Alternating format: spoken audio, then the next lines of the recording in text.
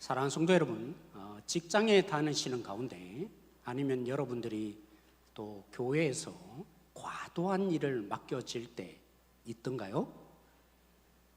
그럴 때 여러분은 어떻게 행동하셨습니까? 버거운 일, 또 맡겨지네, 이런 일이 있을 때 여러분들이 어떻게 행동했는지 제가 질문하는 것입니다. 이런 말들이 있더라고요. 교회에서 건의하면 안 돼. 또 이거 하라고 나름대로 조치를 얘기하면 안 돼. 왜냐면요, 그렇게 말한 사람에게 시키거든요. 그러면 너가 해봐, 이렇게 된다는 거죠. 그러니까 얘기하지 마. 어떻게 또 힘들게 또 그 일을 하려고 그래. 이런 목소리들이 있는 것 같습니다. 제가 우리 교회 왔을 때 충청도잖아요, 대전이지만. 그래서 한 분 목사님이 저에게 우스갯소리를 이렇게 표현해 주셨어요. 충고 아닌 충고를 해주셨는데, 목사님, 충청도는 양반입니다. 그래서 이렇게 남 싫은 소리를 잘 못합니다. 그래서 뭔가를 이제 요청하면 목사님에게 성도님 중에는 기도해 보겠습니다 하시는 분이 있을 겁니다. 무슨 얘기죠? 기도해 보겠다는 뜻이 아니라는 거예요. 정중하게 안 하고 싶습니다 라는 거절로 알아들으셔야 합니다. 맞아요? 아닌가요? 강력하게 아니다고 어떤 권사님이 얘기해 주시는데, 네, 아닌가 봐요. 사랑하는 성도 여러분, 제가 오늘 말씀을 준비하면서 한 분 사역자에게 질문을 했어요. 이 말씀이라는 것을 숨기고, 만약 정말 하나님이 말씀하신 것 중에 이것만은 말씀하지 말았으면 하는 부분이 있냐고 제가 물어보니까 그 사역자가 하는 말이 뭘 하기가 어렵다고 할 것 같으냐면, 개척해라, 이것만은 자기에게 말해 안 했으면 좋겠다는 거예요. 웃으면서 제가 서로 얘기를 나누는데, 혹시 여러분들은 성경 말씀 속에 이것만은 하나님께서 나에게 특별히 말하지 말았으면 좋겠다 하는 그런 말씀 계세요? 없나 봐요. 다 예 하고 순종할 건가 봐요. 사랑하는 성도 여러분, 오늘 사울의 부분들이 바로 그런 얘기인데요. 제가 질문합니다. 아버지의 심부름을 따라서 잃어버린 나귀 새끼를 찾아서 돌아다니던 사울이 숲이라는 마을에 왜 들어갔습니까? 기억나세요? 숲이라는 마을에 이 사울이 들어간 이유가 뭡니까? 물론 종의 충고였지만 물어보자는 것이었습니다. 선지자가 이 성에 있으니까 가서 물어보자라는 것입니다. 그래서 첫 번째 만난, 남자, 여자 말고요, 첫 번째 만난 여자를 처음 만났죠. 그 다음에 만난 사람이 첫 번째 남자인데, 사울은 이렇게 물었어요. 선지자의 집이 어디입니까? 가르쳐 달라고 합니다. 그런데 하필이면 그렇게 물음을 받았던 사람이 누구였죠? 선지자 사무엘이었습니다. 하나님은 이틀 전에 이미 조치를 다 해주셨어요. 사무엘아, 내일 너에게 오는 한 청년이 있을 텐데 그에게 기름 부어 뭐 하라고요? 지도자로 세워라 라고 하나님 말씀해 주셨어요. 그리고 저기로부터 그 다음날 청년이 오는 것을 사무엘이 눈으로 목격했습니다. 하나님이 생생하게 들려줬습니다. 그가 그니라. 자, 좀 분위기를 좀 펴려고 했는데 여러분 너무 심각하신 것 같아요. 예, 바로 기름 부어야 될 사울이라고 아예 대놓고 하나님이 말씀해 주셨어요. 그래서 자기에게 선지자의 집이 어딥니까 묻는 그 사울에게 사무엘이 이렇게 표현해 주었어요. 우리 9장 20절 말씀 읽지 않았는데 한번 읽어보겠습니다. 같이 읽겠습니다. 시작. 사흘 전에 이른 네 암나기들을 염려하지 말라 찾았느니라. 온 이스라엘이 사모하는 자가 누구냐? 너와 내 아버지의 온 집이 아니냐 하는지라. 네, 사무엘이 사실은 아주 완곡하게 표현했어요. 하나님의 표현들 하면 왕을 너가 왕 될 자다 이럴 수 있는데, 아무도 제가 생각할 때는 배려한 것 같아요. 그래서 아주 완곡하게 너 지도자가 될 거야 라고 오늘 사무엘이 사울에게 얘기해 준 것입니다. 그런데 사울이 눈치가 진짜 빨랐던 것 같습니다. 사울이 어떻게 대답한지 아세요? 저 같은 사람이요? 이런 것입니다. 뭐라고 했다고요? 저 같은 사람이요 중정도식으로 거부했지만 뭐라고 했겠어요? 기도 한번 해볼게요 하면서 아주 완곡하게 거절을 사실은 사울이 하게 된 것입니다. 저는 사울의 입장이 충분히 이해됩니다. 왜냐하면 이제까지 없었던 제도예요. 사울이 어떤 사람이 되는 것입니까? 이스라엘의 첫 번째 초대 왕으로 하나님이 그를 부르신 것입니다. 해보지도 않은 일, 그것도 왕이 되는, 여러분은 좋아할지 모르겠지만 여러분, 왕이 어떤 왕이 되는 것입니까? 백성들이 요구하는 왕은 강력한 힘과 권력과 능력으로 이 이스라엘을 세상의 그런 방식으로 이끌어줄 능력자를 원하고 있습니다. 여기에 더더욱 사울이 잘 알고 있습니다. 백성들이 뭘 원하는지. 그런데다가 하나님이 사무엘에게 주신 메시지가 있습니다. 물론 직접적으로 말하지 않지만 이것까지 만약 사울이 들었다면 더더욱 겁을 냈을 것 같아요. 사무엘에게 이렇게 말씀하셨습니다. 너가 세우는 그는 블레셋의 손에서 구원하여 낼 사명이 있다라고 합니다.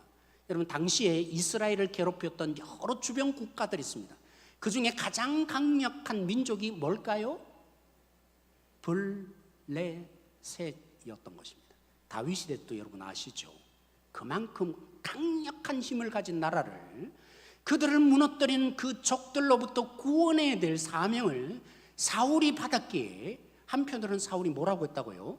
기도 한번 해볼게요. 저 같은 사람이요 한 것입니다. 하나님이 야 믿음도 없냐 이러지 않으셨어요. 오늘 사무엘을 통해서 하나님이 조치를 취해 주셨어요. 그를 이해하시며 배려하는 세 가지 조치를 오늘 우리는 읽지 않는 본문에 두 가지가 나타납니다. 첫 번째 조치는 사울을 왕처럼 대접한 겁니다. 뭐처럼 대접하는 거라고요? 왕처럼 대접하는 거라고요. 그래서 사무엘이 이미 준비해 놨어요. 30명의 그죠? 객들을 불렀어요. 축하. 사울을 왕으로 축하해 줄 사람들을 30명을 이미 준비해 놓은 것입니다. 그리고 그 잔치에 사울을 어디에 앉게 했을까요? 가장 상석에 앉으라 하고 그 자리를 내민 것입니다. 그리고 요리사에게도 이미 준비했어요. 가장 좋은 음식 중에도 아마 넓적다리인가 봐요. 그 다리를 사울 앞에 놓아라. 사울이 앉자마자 요리사가 뭐 했겠어요? 그 요리를 다 갖다 놓은 것입니다. 여기에 결정타를 사무엘이 말합니다. 우리가 이제까지 너를 기다렸느니라. 사울이 어떤 마음이 들었을 것 같아요?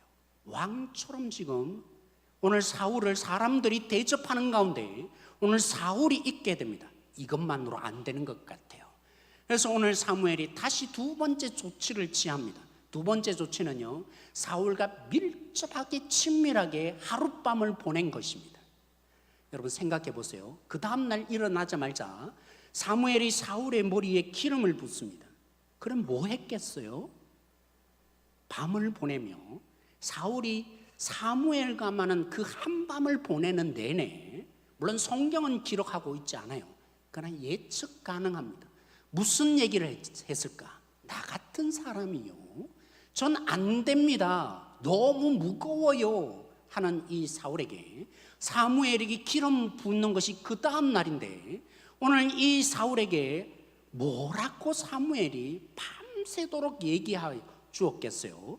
하나님의 어떻게 불러주었는지, 그날 무슨 얘기를 자기에게 사무엘에게 들려주었는지, 그리고 사울을 만날 때 그가 전이라 하는 이런 목소리를 내가 들었다고, 그런 얘기 정도는 하지 않았겠어요? 그래서 오늘 이 사울에게 격려하고 위로합니다. 그리고 그 다음날 이제 기름이 부어졌다면 사울이 뭐가 된 거예요? 왕이 된 거죠. 그런데도 또 한 번의 조치를 오늘 사무엘이 취합니다. 이번에는 세 부류의 증인을 내세웁니다. 첫 번째 부류는 바로 사무엘이 이제 집으로 돌아가라고 하는데, 나귀를 찾았다면서 집으로 돌아가는 그 사울에게 사무엘은 첫 번째 부류의 사람을 어디서 만날 거라고 하냐면 라헬의 묘실 근처에서 만날 것이다 라고 말합니다. 그러면서 그들이 해주는 두 사람의 얘기가 안심하라 나귀를 되찾았느니라 라는 기쁜 소식을 전해줄 거래요. 여러분, 왜 하필이면 라헬의 묘실 근처에서 이 소식을 사울이 듣게 될까요? 제가 여러분들에게 말씀해 주진 않지만 사울이 제가요 했던 제 의역은 이런 말이었어요. 제 민족이 누굽니까? 사울이 그 말을 해주었을 때 우리 지파는요 모든 지파 중에 제일 작습니다. 그리고 나는요 그 지파 베냐민 지파 중에서도 제일 연약한 가정에서 자라나고 있습니다. 두 번째, 제일 연약한 가정에서 자라났다는 말이 맞아요, 틀려요? 여러분 모르시나 봐요. 9장 1절에 성경 기자는 얘기했습니다. 유력한 가정, 무시할 수 없는 능력의 가정에 있는 자가 누구였다고요? 사울이라고 했습니다. 여러분, 사울이 이해되셔야 합니다. 거부하고 싶고 두렵고 힘겨우면 곡해하게 되어 있습니다. 내 존재를 오해하게 되어 있습니다. 나같이 무능한 자가요, 이렇게 되어 있습니다. 여러분도 아시잖아요. 구역장 맡기거나 아니면 뭐 교사 하세요, 찬양대 쓰세요 하면 아유 제 같은 사람이요 할 때 뭐라고 하세요? 저 실력이 없어요. 사실 실력이 있으니까 제가 맡기는 거죠. 여러분들이 이해돼요. 정말 더 힘겨워 보이니까 자기 자신도 낮출 대로 낮추는 사람. 그런데 첫 번째 뭐라고 했다고요? 우리의 지파는 베냐민 지파, 가장 연약한 지파입니다. 그래서 오늘 이 사울에게 하나님이 첫 번째 증인으로 내민 사람들이 어디서 만난다고요? 라헬의 묘실에서 만납니다. 여러분, 라헬이 누굽니까? 이스라엘이라는 그 야곱이 4명의 아내가 있었어요. 그 중에 유일하게 사랑하는 사람이 누구였어요?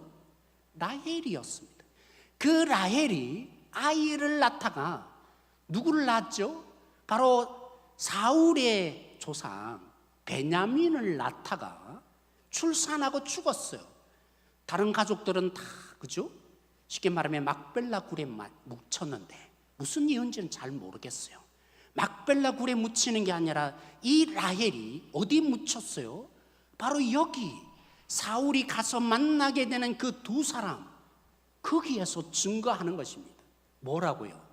안심하세요. 나귀를 되찾았습니다. 하나님의 아주 섬세하고 놀라운 증거였죠. 또 두 번째 증거를 하나님이 내미십니다.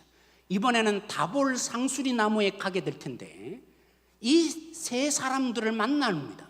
이 세 사람들은 다 뭐 하는 사람입니까? 뭐 하기 위해서 여기에 와 있어요? 예배 드리기 위해서 와 있습니다. 바로 베델에 예배 드리러 가니까 그들이 가지고 있는 첫 번째 사람 염소 3마리는 뭐 하기 위한 것이었겠어요? 그리고 떡을 3등에 가진 사람도 뭐 하기 위해서 있겠어요? 그리고 세 번째 포도주 한 가죽 부대를 가진 사람도 무엇 때문에 했습니까? 이들은 각각 딴 사람들이 아니에요. 같이 예배 드리기 위해서 올라가고 있으니까 아마 공동의 제사의 물품이었을 것입니다. 그런데 떡 몇 덩이를 줘요? 그 떡이 누구 겁니까? 하나님 거예요. 하나님께 바치기 위해서 준비해 가고 있습니다. 그런데 이 사울이 저 같은 사람이요 하는 이 부분들을 위로하고 격려하기 위해서 하나님이 증거로 내밀기를, 그들이 예배하러 가다가 예배용 그 헌금을 누구에게 준다고요? 오늘 사울에게 떡 2덩이나 주게 될 거다. 사실은요 말이 안 돼요. 받을 수 없는 거예요. 근데 사울을 얼마나 위대하게 여겨졌으면 떡 2덩이가 주어지는 이런 놀라운 일이 오늘 여기 속에 발생하겠습니까? 그리고 세 번째, 빼도 박도 못하는 증거가 하나님에 의해서 일어납니다. 하나님의 산에 이르렀을 때 선지자들이 사울에게 나올 것입니다. 그들이 뭐 하고 있습니까? 찬양하고 있어요. 악기를 동원하며 찬양하는데 성령이 임하기 시작해요. 그래서 그들이 하나님의 말을 외치기 시작합니다. 모든 선지자들이 사울을 만나는 순간에 성령으로 말미암아서 하나님의 메시지가 터져 나오기 시작하는 예언이 일어납니다. 그런데 선지자들만이었습니까?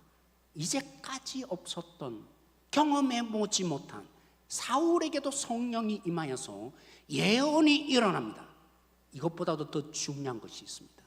오늘 여러분 읽은 말씀에 몇 절입니까? 우리 9절 말씀입니까? 거기 보시면 사울이 성령을 받고 예언하는데 어떻게 되었다라고요? 완전히 새로운 사람으로 바뀌었다라고 오늘 본문에 얘기해 주고 있습니다. 사랑하는 성도 여러분, 하나님이 얼마나 경외하고 계시는지, 하나님이 사울을 얼마나 알아주며 나 같은 사람이요 하는 이 사울을 얼마나 하나님이 위로하시며 그런 증거들과 증인들을 주시는지 정말 하나님의 은혜가 아닐 수 없습니다.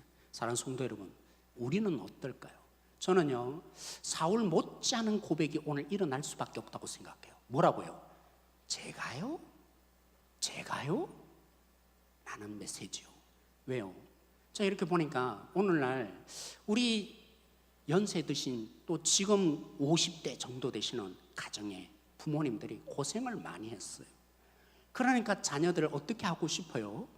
고생을 안 시키고 싶어요. 그래서 고생을 다 제거해요. 조금만 어렵다 해도, 그죠? 넘어지면 막 일으켜 세워서 달래주고, 그죠? 다 해요. 그게 나쁜 게 아닌 것 같죠? 너무나 사랑하는 것 같죠? 그런데요, 성경의 관점으로 보면 고난을 제거하는 것은 사랑하는 것이 아닙니다. 왜 그럴까요? 사랑하는 성도 여러분, 내 고난 자녀에게 물려주고 싶지 않고 그들만은 잘 살게 해주고 싶어서 어려움만 조금만 와도 내가 다 감당하고 그냥 잘 살게 해주는 것만큼 망치는 길이 없습니다. 여러분의 품을 언젠가는 자녀들이 떠나게 될 것입니다. 고난은요, 고난을 겪어보면 지혜가 생겨요. 문제를 어떻게 해결해야 되는지 지혜가 생겨요. 캥거루족처럼 언제까지나 배 안에 여러분이 놓고 자녀들을 키울 거예요? 언젠가는 여러분은 죽을 것입니다. 하나님의 부르심 앞에 우리 부모들은 인생을 떠날 것입니다. 그 자녀들이 부모를 떠난 이후에 어떻게 살 거예요? 고난을 통해서 해결 방안을 배우는 하나님의 놀라운 역사하심, 합력하여 선을 이루시는 하나님의 손길이 있는데 우리는 자녀만을 너무 생각해서 고난을 제거하다가 하나님이 역사할 기회마저도 제거할 경우가 한두 번이 아닌 것 같아요. 오늘 이 시대에 우리 젊은이들이 조금만 어려도 사표습니다. 왜 그럴까요? 사실은 정말 우리는 안 그랬는데 그렇게 말할 자격이 우리에게 없어요. 우리가 이 자녀들을 그렇게 키운 거예요. 고난 없이 살도록 키우니까 조금만 어렵고 힘겹고 불편하면 그거 안 해버리는, 포기해버리는 이 시대 속에 우리 자녀들이 다음 이 나라를 책임져야 될 그런 자로 자라나고 있어요. 그래서 제가 볼 때는 감히 제가요 하는 시대가 사울만이 아니라 오늘 비일비재하게 일어날 수밖에 없다. 온실의 화초처럼 우리 다음 세대가 자라고 있어요. 그리고 오늘날은 더 격려해 주잖아요. AI가 이제 점점 더 배워가고 편리함을 누리시는데 예전에는 밤새워가면서 도면을 그려야 됐어요. 그죠? 뭔가 하나의 작업을 할 때도 완성된 그림을 위해서 내내 고민하면서 스스로 그림을 그렸는데 지금은요, 입력 신호, 그죠? 나는 무슨 그림을 원하는데 몇 가지 입력 신호만 보내면 내가 그리는 그림과는 비교할 수 있는 완벽한 그림이 만들어져요. 이제는 밤샐 필요도 없어요. 그냥 너무 잘 돼요, 작품들이. AI 시대 속에 우리 자녀들이 편리함만을 배우며 자라나고 있다는 거죠. 근데요, 영성이라는 것은, 신앙은요, 편리함으로 되는 문제가 아니에요. 은혜를 너무나 오해하다 보니까 오늘날 교회가 어떤 교회가 부흥합니까? 백화점처럼 모든 서비스 다 해주는 교회로 성도들이 몰리고 있습니다. 왜 그럴까요? 편하고 싶다는 거죠. 무언가를 섬기고 싶지는 않고 고생하기는 싫고 편안하게 그냥 예배 한번 드리고 하나님께 예배 드려주고, 제가 이렇게 표현했지만 예배를 드리는 게 아니라 예배를 하나님께 한번 얼굴 떠밀어주고 다 됐어. 대형교회 가면 그냥 앉았다가 가면 되는 시대. 이런 시대, 백화점처럼 교회들이 점점 변하고 모든 프로그램을 어떻게 하면 목사님들이 고민하고 고민해서 좋은 프로그램 그래야만 교회에 오니까 그런 교회로 점점 교회가 바뀌어져 가네. 하나님을 향한 그 고난, 예수 그리스도가 이 땅에 오심이 섬기려 하기 위해서 오셨다고 했는데 그 예수님이 있으면 나도 섬길 수밖에 없는데 섬김은 싫고 영광만 취하고 싶은 점점 교회의 가치도 행복만을 추구하는 이 시대 속에 그래서요 사울과 같은 사람들이 많이 생기는 것 같아요. 감히 제가요? 전 못해요. 제가 어떻게 합니까? 교회 일을 제가 말하는 게 아니에요. 그런 수준 낮은 얘기를 제가 하는 얘기가 아니에요. 어려운 일, 힘든 일, 세상에 들어가서 섬기며 희생하며 낮아져야 하는데 그런 일은 안 하려고 하는 이 모든 세상의 풍조, 교인이 하나도 다르지 않는 이 모습 속에 그러나 저는 여전히 하나님의 조치를 보면서 소망을 가지게 돼요. 사울과는 비교할 수 없는 하나님의 진정한 조치를 하나님이 하셨기에 교회는 사라지지 않을 것입니다. 우리 한번 볼까요? 우리 로마서 8장 11절 말씀입니다. 로마서 8장 11절 말씀 같이 읽도록 하겠습니다. 로마서 8장 11절 말씀 같이 읽겠습니다. 시작. 예수를 죽은 자 가운데서 살리시니 이 영이 너희 안에 거하시면 그리스도 예수를 죽은 자 가운데서 살리시니가 너희 안에 거하시는 그의 영으로 말미암아 너희 죽을 몸도 살리시리라. 아멘. 로마서 7장에 오호라 공고한 사람이라 하나님의 뜻대로 살고 위해서 헌신하고 내게 자신을 아무리 드려도 제 문제가 해결되지 않아요. 여러분이 불살라 자신을 드려도 오직 고백함이 있다면 오호라 공고한 사람만 될 것이에요. 그런 우리에게 하나님이 성령을 주셨어요. 예수 그리스도 믿는 자에게 성령을 주셔서 여러분들이 하나님의 뜻을 분별해내며 하나님의 뜻대로 살아갈 수 있도록 응원 정도가 아니라 이제는 오라 공고한 사람을 떨쳐버리는 승리의 삶이 되게 하는 성령이 계세요. 아세요? 오라 공고한 사람 그건 여러분 아니에요. 로마서 7장으로 위로받지 마세요. 그런 우리에게 하나님이 이제 성령을 주셨다.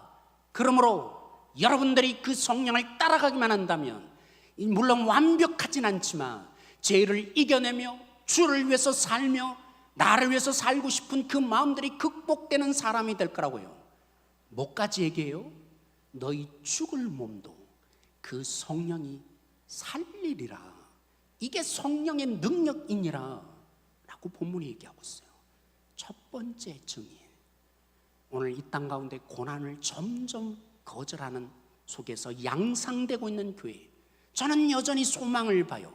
우리는 점점 약화된다 할지라도 우리 안에 성령이 증인으로 있기에 예수 그리스도를 진짜 믿는 자라면 고난 감당해내게 될 것입니다. 저 같은 사람이요, 그런 고백이 사라지게 될 것입니다. 우리 두 번째로 보십시다. 로마서 8장 34절 말씀입니다. 로마서 8장 34절 말씀 같이 계속 시작. 누가 정죄하리요? 죽으실 뿐 아니라 다시 살아나신 이는 그리스도 예수시니 그는 하나님 우편에 계신 자요 우리를 위하여 간구하시는 자시니라. 제가 수없이 교회는 달라야 되는데 우리는 어쩔 수 없어요. 연약함을 보거나 그죠? 넘어지는 거 문제가 있으면 자꾸 보여요. 지적하고 싶고 고쳐주고 싶고 바꿔야 마음이 안 풀려요. 견딜 수 없는 마음, 그죠? 그런데요, 성경은 뭐라고 앉으세요? 그 목소리 뒷면에 더 큰 목소리가 있는 줄 알라는 거예요.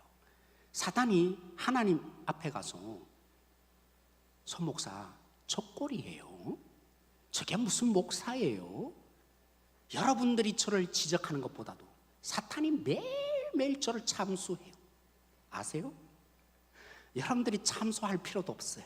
여러분 저를 지적할 필요도 없어요. 사탄이 하나님 앞에 가서 실수할 때마다 문제만 있을 때마다 나가서 온갖 목소리 들려주며 하나님을 꼬셔요. 그러나 저는 안심해요. 왜 그럴까요? 오늘 말씀에 말하고 있어요. 로마서 8장 34절에 그 하나님 아버지 우편에 사단만 있는 것이 아니라 누가 계시다고요? 아들 예수가 계셔서 뭐 하십니까? 하나님, 저 손 좀 보세요. 제 옆구리 좀 보세요. 여러분을 변호하세요. 세상에 있는 변호사는 우리의 처지 하나도 몰라요. 법적으로만 다룰 거예요. 그런데 예수님은 그런 변호사가 아닌 거 아세요? 왜요? 이 땅에 오셔서 우리 모든 고난 인간으로 다 겪어보셨기에 무엇 때문에 넘어질지, 무엇이 약한지, 무엇 때문에 우는지 그 믿음이 연약한 환경들 다 아세요. 그러면서 뭐 하세요? 사탄이 참소할 때마다 하나님, 제가 있잖아요. 다 이루었어요. 변호사 되시는 예수님이 증인되어 줄 것입니다. 그러므로 사랑하는 성도 여러분, 예수님이 증인 되심을 바라보십시다. 예수님이 여러분들의 변호사 노릇을 하셔서 여러분을 붙들고 계신 것을 바라보는 자, 제가요, 이것이 극복되어질 것입니다. 마지막 세 번째, 우리 로마서 8장 39절 말씀 같이 읽도록 하겠습니다. 로마서 8장 39절 말씀 같이 읽겠습니다. 시작. 높음이나 깊음이나 다른 어떤 피조물이라도 우리를 우리 주 그리스도 예수 안에 있는 하나님의 사랑에서 끊을 수 없으리라. 아멘이세요. 여러분이 어떤 환경에 처한다 할지라도, 어떤 어려움을 당한다 할지라도 뭐에서 끊을 수 없다고요? 하나님의 뭐에서요? 사랑이요. 그 사랑이 어떤 사랑인데요? 아들을 죽이시고 여러분을 사랑하신 것입니다. 아들을 짓밟고 여러분을 사랑하신 사랑입니다. 그 사랑의 아빠 하나님이 계시기에 증인으로 하나님 자신이 이제 되어서 수많은 눈에 보이는 증거를 내세워도 안 믿으니까 이제 하나님 아버지가 친히 증인 노릇을 하시며 좀 믿으라, 내가 있지 않느냐, 아빠로 좀 부르며 서라, 하나님이 말씀하신다고요. 질문이 일어납니다. 사울은 왕이 되매 저 같은 사람이요? 그래서 3번의 증거를 대고 3번의 증인이 필요했습니다. 근데 왜 하나님은 우리에게 다른 것도 아니고 성령이 단식하며 증인 노릇을 하실까요? 예수님이 왜 중보하시며 증인 노릇을 하실까요? 하나님 아버지가 오늘도 여러분을 사랑하시며 그 끝없는 사랑 속에 아빠라고 외치고 계실까요? 성령 하나님이 여러분들을 승리로 이끌고자, 그래서 예수 그리스도를 닮는 하나님의 사람 되게 하고자 하나님이 증인 노릇을 하시는 것입니다. 그 아들 예수님이 여러분들이 날마다 쓰러질 때마다 쓰러지면서 내버려 두고, 그래서 난 패배자야, 난 안 되는 놈이야, 이런 존재 되지 말라고 예수님이 하나님 우편에서 끊임없이 여러분들이 주님을 닮아가며 손 놓지 않도록 또다시 일어나서 주님을 붙들라고 하나님 우편에서 기도하고 계시는 것입니다. 하나님 아버지가 왜 이토록 사랑하십니까? 하나님 닮은 사람 되라고, 하나님처럼 되어가라고. 로이드 존스 목사님이 로마서 8장에 이 변화된 삶을 놓고 이렇게 비유했어요. 당신은 그랬으니까 한 100년 전이었던 것 같아요. 이렇게 표현하고 있어요. 약 100년 전에 미국의 노예들의 경우를 생각해 보십시오. 뭘 생각해 보라고요? 미국의 노예였던 때를 생각해 보라고. 남북 전쟁으로 드디어 노예 제도가 다 폐지되고 노예들이 다 자유를 얻었습니다. 근데 오랜 세월 동안 노예되었던 사람들이, 그 노인들이 자신의 새로운 신분이 받아들여지지 않은 것입니다. 남은 생애 동안 수천 번 들었지만, 아니 수백 번 들었지만 당신은 이제 자유인입니다. 자유인입니다. 수백 번 들었지만 이해가 안 됐어요. 그래서 옛날 주인이 가까이만 와도 벌벌 떨었다는 거죠. 옛날 주인이 자기에게만 와도 저 사람이 날 또 팔아버리나? 그 걱정과 미심쩍은 눈으로 바라보았다는 겁니다. 오늘날 성도들이 이러고 있다는 거예요. 하나님이 우리를 증인 노릇하셔서 성부, 성자, 성령이, 즉 이건 제 말이에요. 성령이 우리에게 증인 노릇을 하고 있음에도 불구하고 죄인이니까 죄를 짓지. 어쩔 수 없는 거야. 이 땅에 그냥 구원받았으니까 어차피 천국 갈 거니까 모르겠어. 편안하게 살다가 뭐 굳이 뭐 힘들게 어렵게 주님 닮아갔냐고, 하나님 또 선택했냐고. 난 죄인이야. 어쩔 수 없어. 뭐 확보되었으니까 천국 갈 거라고. 사랑하는 성도 여러분, 미국 시대에 그 노예들이 자유를 얻었다는데 한치도 누리지 못한 두려움 속에 벌벌 떨고 살던 그와 우리는 달라야 할 것입니다. 그러므로 오늘 기도할 것입니다. 여러분 속에 증인 되시는 성부 하나님, 아들을 내어버리시고 사랑하시니 지금도 여전히 모든 것 주시는 하나님 아빠를 만나길 기도하십시다. 여러분을 위해서 말할 수 없는 탄식으로 여러분들이 하나님 앞에 나올 때마다 하나님, 이 놀라운 능력을 경험시켜 주십시오. 저렇게 기도하지만 그것과는 비교할 수 없는 하나님의 영광을 위해서 구하는 자들이 되게 해주십시오. 말할 수 없는 탄식으로 우리를 위해서 기도하는 성령의 그 마음들이 우리 속에 흘러가기를 오늘 시간 기도할 것입니다. 그 아들 예수님이 여러분이 넘어지고 낭망하고 실수하고 실패하며 나는 안 되는 놈이구나, 나는 어차피 죄를 짓고 살 놈이구나, 이런 실패자의 인생이 되어질 때마다, 여러분이 포기하고 싶어질 때마다, 주님 뜻대로 사는 것은 너무나 거리가 먼 것이라고 여겨지는 삶이 이럴 때마다 하나님 우편에서 여러분을 격려하시며 기도하고 계시는 그 예수님의 목소리가 생생히 들려지는 한 분 한 분들이 되도록 이 시간 같이 기도하십시다. 그래서 하나님이 증인이 되심으로 그 하나님을 보는 자들이 되어서 점점 세월이 지날수록, 시간이 지날수록 주님을 닮아가고 싶고 주님의 모습으로 섬겨져가고 내 자신을 내어놓으며 저들을 위해서 살고자 하는 주님의 기대하시고 구원하신 진짜 이 목적이 우리 앞에서 보여지는 한 분 한 분 그러한 성도들이 되십시다. 오늘 말씀으로 우리 같이 한번 기도하겠습니다. 나만 바라보니까요, 내 환경만 보니까요, 그죠? 어쩌면 사울 시대 때보다도 더 열악한 환경이 되었습니다. 그러나 대안을 하나님이 주셨어요. 오늘 하나님 아버지를 붙잡으십시다. 예수 그리스도를 붙잡으십시다. 성령 하나님의 그 목소리 들려달라고, 나를 감동 감화시켜달라고, 그런 마음으로 오늘 그 하나님의 부르심, 나를 주님의 사람으로 이 땅 가운데 살게 하시려는 이 부르심 앞에 반응할 수 있는 한 분 한 분들이 되도록 이 시간 우리 주여 한번 부르짖고 함께 기도함으로 나가겠습니다.